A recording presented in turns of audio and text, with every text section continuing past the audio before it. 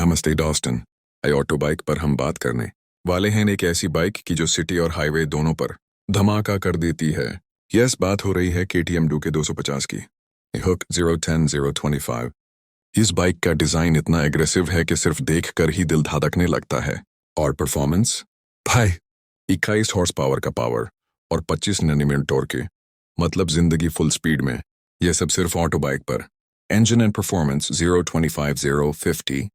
ये 249cc liquid cooled single cylinder engine के साथ आती है, 6 स्पीड गियर बॉक्स और स्लिपर क्लच के साथ, मतलब गियर चेंज भी स्मूथ और राइड फुल कंट्रोल में। ऑटो बाइक आपको दिखा रहा है हर डिटेल।